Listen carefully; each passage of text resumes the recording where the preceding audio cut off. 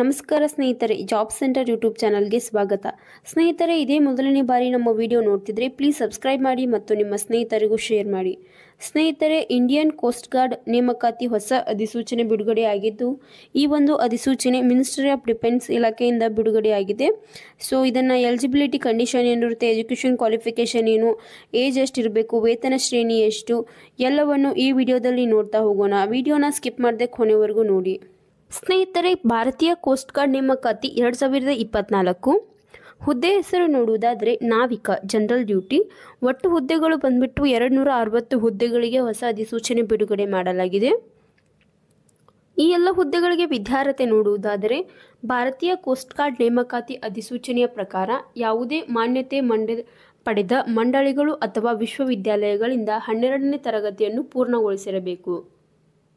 ಮತ್ತು ವಯೋಮಿತಿ ಬಗ್ಗೆ ನೋಡುವುದಾದರೆ ಭಾರತೀಯ ಕೋಸ್ಟ್ ಗಾರ್ಡ್ ನೇಮಕಾತಿ ಅಧಿಸೂಚನೆಯ ಪ್ರಕಾರ ಅಭ್ಯರ್ಥಿಯು ಕನಿಷ್ಠ 18 ವರ್ಷಗಳು ಮತ್ತು ಗರಿಷ್ಠ 22 ವರ್ಷಗಳನ್ನು ಹೊಂದಿರಬೇಕು.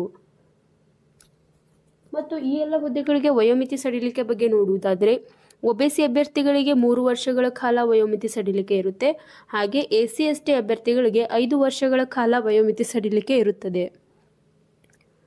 ಮತ್ತು ಅರ್ಜಿ ಶುಲ್ಕ ನೋಡುವುದಾದರೆ SC/ST ಅಭ್ಯರ್ಥಿಗಳಿಗೆ ಯಾವುದೇ ತರಹದ ಅರ್ಜಿ ಶುಲ್ಕ ಇರುವುದಿಲ್ಲ.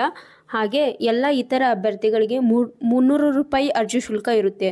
ಇದನ್ನು ನೀವು ಆನ್ಲೈನ್ ಮೂಲಕ ಅರ್ಜಿ ಶುಲ್ಕ ಸಲ್ಲಿಸಬಹುದು. ಹಾಗೆ ವೇತನ ಶ್ರೇಣಿಗಳ ಬಗ್ಗೆ ನೋಡುವುದಾದರೆ ಇಂಡಿಯನ್ ಕೋಸ್ಟ್ ಗಾರ್ಡ್ ಅಧಿಸೂಚನೆಯ ಪ್ರಕಾರ ಆಯ್ಕೆಯಾದ ಅಭ್ಯರ್ಥಿಗಳಿಗೆ ಮಾಸಿಕ ವೇತನವನ್ನು ಅಂದರೆ ಅವರ ಅಧಿಸೂಚನೆಯ ಪ್ರಕಾರ ನಿಗದಿಪಡಿಸಲಾಗಿದೆ. ಸ್ನೇಹಿತರೆ, ಆಯ್ಕೆಯ ವಿಧಾನ ಬಗ್ಗೆ ನೋಡುವುದಾದರೆ ಇದರಲ್ಲಿ ಆಯ್ಕೆ 3 ಹಂತಗಳಲ್ಲಿ ಆಗುತ್ತೆ. ಸೊ ಫಸ್ಟ್ ಒನ್ ಬಂದ್ಬಿಟ್ಟು ಕಂಪ್ಯೂಟರ್ ಆಧಾರಿತ ಪರೀಕ್ಷೆ ಮತ್ತು ದಾಖಲೆ ಪರೀಕ್ಷೆ. ಸೆಕೆಂಡ್ ಒನ್ ಬಂದ್ಬಿಟ್ಟು ಮೌಲ್ಯಮಾಪನ ಹೊಂದಾಣಿಕೆ ಪರೀಕ್ಷೆ, ದಾಖಲೆ ಪರಿಶೀಲನೆ, ನೇಮಕಾತಿ, ವೈದ್ಯಕೀಯ ಪರೀಕ್ಷೆ. ಹಾಗೆ ಹಂತ 3ರಲ್ಲಿ ಡಾಕ್ಯುಮೆಂಟ್ ಪರಿಶೀಲನೆ, INS ಚಿಲ್ಕಾದಲ್ಲಿ ದಾಖಲಾತಿ, ಪೂರ್ವ ವೈದ್ಯಕೀಯಗಳು. ಸೊ 3 ಹಂತದಲ್ಲಿ ಇದನ್ನು ಈ ಒಂದು ಹುದ್ದೆಗಳಿಗೆ ಆಯ್ಕೆ ಮಾಡ್ಕೊಳ್ಳಿ. ಸೊ ಎಕ್ಸಾಮ್ ಪ್ಯಾಟರ್ನ್ ಬಗ್ಗೆ ನೋಡುವುದಾದರೆ ಇಲ್ಲಿ maths, science, English, reasoning, GK ಅಂತ 60 ಮಾರ್ಕ್ಸಿಗೆ ಟೋಟಲ್ 60 ಮಾರ್ಕ್ಸ್ ಇರುತ್ತೆ. ಸೊ ಮ್ಯಾಥ್ಸ್ ಬಂದ್ಬಿಟ್ಟು 20 ಕ್ವಶನ್ಸ್ ಇರುತ್ತೆ. ಸೈನ್ಸ್ ಕ್ವಶನ್ಸ್ ಬಂದ್ಬಿಟ್ಟು 10, ಇಂಗ್ಲೀಷು 15 ಕ್ವಶನ್ಸ್ ಇರುತ್ತೆ, ರೀಸನಿಂಗು 10 ಕ್ವಶನ್ಸ್ ಇರುತ್ತೆ. ಹಾಗೆ GK ಕ್ವಶನ್ಸು 5 ಇರುತ್ತೆ. ಸೊ ಟೋಟಲ್ ಡ್ಯೂರೇಷನ್ ಬಂದ್ಬಿಟ್ಟು 45 ನಿಮಿಷ ಈ ಒಂದು ಎಕ್ಸಾಮ್ ನಡೆಯುತ್ತೆ. ಇದು ಪ್ಯಾಟರ್ನ್ ಪೋ ಸೆಕ್ಷನ್ 1ನಲ್ಲಿರುತ್ತೆ. ಹಾಗೆ ಸೆಕ್ಷನ್ 2 ಬಗ್ಗೆ ನೋಡುವುದಾದರೆ ಪ್ಯಾಟರ್ನ್ ಪೋ ಸೆಕ್ಷನ್ 2 ಅಂತ ನೋಡುವುದಾದರೆ ಮ್ಯಾಥ್ಸ್ ಮತ್ತು ಫಿಸಿಕ್ಸ್ ಇದು ಟೋಟಲ್ ಮಾರ್ಕ್ಸ್ 60 ಇರುತ್ತೆ. ಹಾಗೆ ಟೈಮ್ ಆಫ್ ಡ್ಯೂರೇಷನ್ನು 30 ಇರುತ್ತೆ. ಸೊ ಮ್ಯಾಥ್ಸಲ್ಲಿ 25 ಕ್ವಶನ್ಸ್ ಇದ್ದರೆ ಫಿಸಿಕ್ಸಲ್ಲಿ 25 ಕ್ವಶನ್ಸ್ ಇರುತ್ತೆ. ಸ್ನೇಹಿತರೆ, ಈ ಹುದ್ದೆಗಳಿಗೆ ಯಾವ ಥರ ಸೆಲೆಕ್ಷನ್ ಪ್ರೊಸೆಸ್ ನಡೆಯುತ್ತೆ ಅಂತ ನೋಟಿಫಿಕೇಶನ್ ಲಿಂಕಲ್ಲಿ ಅವರು ನೋಟಿಫಿಕೇಶನಲ್ಲೇ ಕೊಟ್ಟಿರ್ತಾರೆ.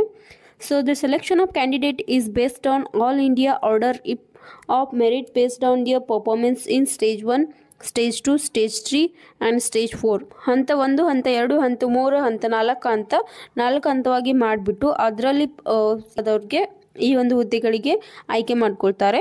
ಸೊ ಫಸ್ಟ್ ಸ್ಟೇಜ್ 1 ಅಂದು ಯಾವ ಥರ ಇರುತ್ತೆ ಅಂತ ನೋಡುವುದಾದರೆ ಸ್ಟೇಜ್ 1ಅಲ್ಲಿ ಕಂಪ್ಯೂಟರ್ ಬೇಸ್ಡ್ ಎಕ್ಸಾಮಿನೇಷನ್ ಇರುತ್ತೆ. ಸೊ ಫಸ್ಟ್ ಎಕ್ಸಾಮ್ ಇರುತ್ತೆ. ಅದರಲ್ಲಿ ಡಾಕ್ಯುಮೆಂಟ್ ವೆರಿಫಿಕೇಷನ್ ಅಂದರೆ ಏನಿರುತ್ತೆ ಅಂದರೆ candidates identity will be checked against the detail filled by candidate in online application. The candidate will be required to bring a following document. So ಇದರಲ್ಲಿ stage 1ಅಲ್ಲಿ computer based examination ಇರುತ್ತೆ. ಹಾಗೆ document verification ಇರುತ್ತೆ. So ನೀವು ಆನ್ಲೈನಲ್ಲಿ application ಹಾಕಬೇಕಾದ್ರೆ ಏನೇನು application ಹಾಕಿರ್ತೀರಲ್ಲ, so photo ಆಗಿರ್ಬೋದು, ನಿಮ್ಮ signature ಆಗಿರ್ಬೋದು, ನೀವು ಯಾವ್ಯಾವ ಥರ ಡಾಕ್ಯುಮೆಂಟ್ ಸಬ್ಮಿಟ್ ಮಾಡಿರ್ತೀರ ಅದೇ ಎಲ್ಲ ಥರನೂ ಅಲ್ಲಿ ಒಂದು ತೊಗೊಂಡು ಹೋಗಬೇಕಾಗುತ್ತೆ. ಹಾಗೆ ಫಸ್ಟು ಪ್ರೂಫ್ ಬಂದುಬಿಟ್ಟು ಆಧಾರ್ ಕಾರ್ಡು, ಐಡೆಂಟಿಟಿ ಪ್ರೂಫ್ ಅಂದರೆ ಏನೇ ತೊಗೊಂಡು ಹೋದ್ರೂ Aadhaar card, PAN card, voter ID ಏನೇ ತೊಗೊಂಡು ಹೋದ್ರೂ ಎಲ್ಲ ಒರಿಜಿನಲ್ ತೊಗೊಂಡು ಹೋಗಬೇಕು. ಹಾಗೆ 1 ಕಲರ್ ಪ್ರಿಂಟೌಟ್ ಅಡ್ಮಿಟ್ ಕಾರ್ಡ್ದೊಂದು ತೊಗೊಂಡು ಹೋಗಬೇಕು. ಹಾಗೆ ಪಾಸ್ಪೋರ್ಟ್ ಸೈಜ್ ಫೋಟೋ, ನೀವು ಅಪ್ಲಿಕೇಶನ್ ಹಾಕಬೇಕಂದ್ರೆ ಯಾವುದನ್ನ ಹಾಕಿರ್ತೀರಲ್ಲ ಅದೇ ಥರ ಫೋಟೋ ಇರಬೇಕಂತ ಹೇಳ್ತಿದ್ದಾರೆ. ಇಲ್ಲಿ the question paper will be objective type with 4 questions. The candidate has to choose the correct option. There is no negative marking. ಸ್ನೇಹಿತರೆ, ಇದು MCQ ಪ್ಯಾಟರ್ನ್ ಎಕ್ಸಾಮ್ ಆಗಿರುತ್ತೆ. ಹಾಗೆ ಇದಕ್ಕೆ ಯಾವುದೇ ತರಹದ ನೆಗೆಟಿವ್ ಮಾರ್ಕಿಂಗ್ ಇರಲ್ಲ ಅಂತ ಹೇಳ್ತಿದ್ದಾರೆ. ಸೊ ಸ್ಟೇಜ್ 1 ಅಂದರೆ ಕಂಪ್ಯೂಟರ್ ಬೇಸ್ಡ್ ಎಕ್ಸಾಮ್ ಇರುತ್ತೆ ಮತ್ತು ಡಾಕ್ಯುಮೆಂಟ್ ವೆರಿಫಿಕೇಷನ್ ಬಗ್ಗೆ ಇರುತ್ತೆ.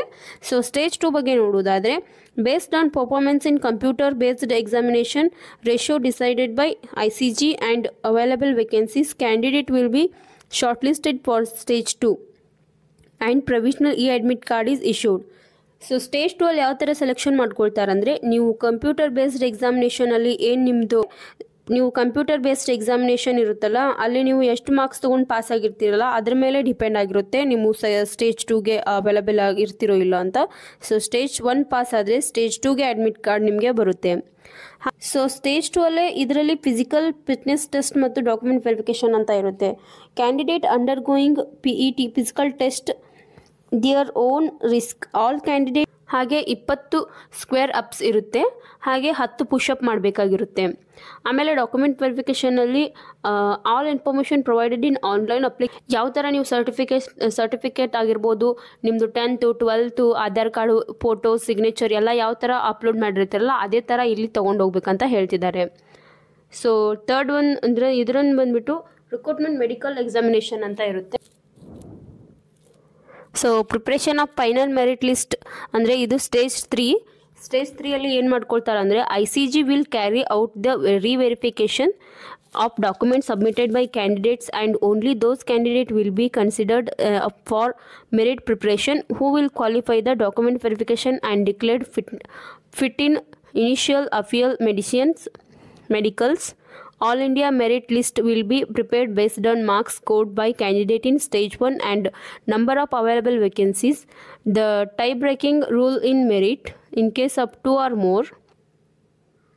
ಮತ್ತು ಅರ್ಜಿ ಶುಲ್ಕ ಬಗ್ಗೆ ನೋಡುವುದಾದರೆ ಅರ್ಹ ಮತ್ತು ಆಸಕ್ತ ಅಭ್ಯರ್ಥಿಗಳು 13/2/2024ರಿಂದ 27/2/2024ರವರೆಗೆ ಭಾರತೀಯ ಕೋಸ್ಟ್ ಗಾರ್ಡ್ ನೇಮಕಾತಿ ಅಧಿಕೃತ ಸೂಚನೆಯ ಪ್ರಕಾರ. ಸೊ ಈ ಒಂದು ವೆಬ್ಸೈಟ್ ಲಿಂಕ್ನ ನಮ್ಮ ಜಾಬ್ ಸೆಂಟರ್ ಯೂಟ್ಯೂಬ್ ಚಾನಲ್ ಡಿಸ್ಕ್ರಿಪ್ಷನಲ್ಲಿ ಹಾಕಿರುತ್ತೇವೆ, ನೀವು ಅರ್ಜಿ ಸಲ್ಲಿಸಬಹುದು. ಹಾಗೆ ಪ್ರಮುಖ ದಿನಾಂಕಗಳ ಬಗ್ಗೆ ನೋಡುವುದಾದರೆ ಆನ್ಲೈನಲ್ಲಿ ಅರ್ಜಿ ಸಲ್ಲಿಸಲು ಪ್ರಾರಂಭ ದಿನಾಂಕ 13/2/2024. ಹಾಗೆ ಆನ್ಲೈನಲ್ಲಿ ಅರ್ಜಿ ಸಲ್ಲಿಸಲು ಕೊನೆಯ ದಿನಾಂಕ 27/2/2024 ಆಗಿರುತ್ತೆ. ಇದರ ಅಪ್ಲೈ ಲಿಂಕ್ ಮತ್ತು ವೆಬ್ಸೈಟ್ ಲಿಂಕನ್ನು ನಮ್ಮ ಜಾಬ್ ಸೆಂಟರ್ ಯೂಟ್ಯೂಬ್ ಚಾನಲ್ ಡಿಸ್ಕ್ರಿಪ್ಷನ್ನಲ್ಲಿ ಹಾಕಿರುತ್ತೇವೆ.